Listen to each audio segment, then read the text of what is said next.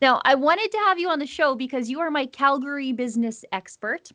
And I wanted to talk to you about what's happening in the business community in Calgary because of the COVID-19 outbreak and then the subsequent actions of, I guess, 3 levels of government and the effects that that has had on Calgary businesses. The first thing I wanted to ask you about is it's from a couple weeks ago, but this Canadian Federation of Independent Business, they do these surveys of businesses as, with regard to the carbon tax or, whenever there's some sort of government tweaking of things that happen to businesses. And they said that 1/3 of businesses in Calgary fear that they will permanently close within a month. And that survey was done 2 weeks ago. So I imagine if they did that survey now, it would be probably more. I estimate probably closer to 50%.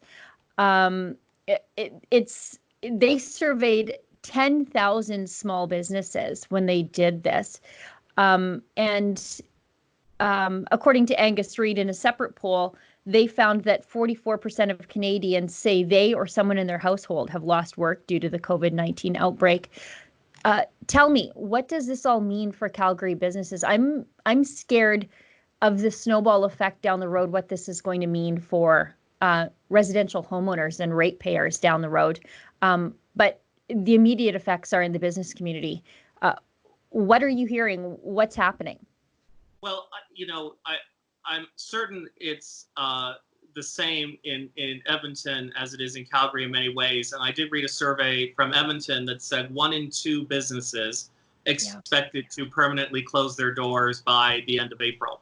And if you think about that and the scale of what that means, small business in this country, and it's the same in Calgary, is the generator of employment. Small business is what creates jobs. It's where people derive their income from, their salaries, and where small business owners derive their income from as well. So if you were to lose that many small businesses, the real question is, what is everybody going to be doing when this virus finally passes or gets under control? How are we all going to earn a living? How are we all going to pay our rents or our mortgages and make ends meet and pay our bills? So you've seen the federal government introduce the federal wage subsidy program. It's going to pay up to 75% of the wages of small businesses. But the biggest flaw in the program is how long it's going to take in order for that program to get going. Because the finance minister, when he announced the criterion of it last week, said it would be 6 weeks before cash would start to flow to small businesses.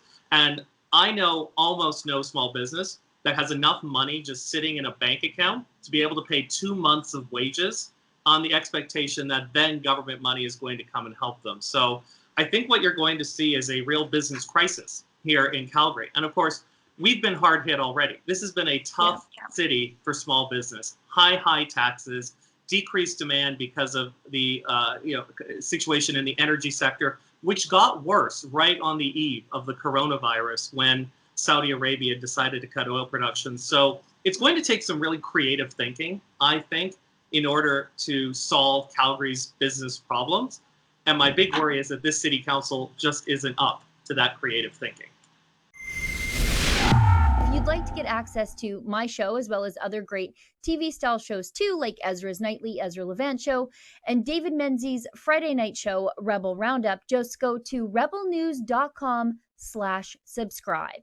That's rebelnews.com/subscribe.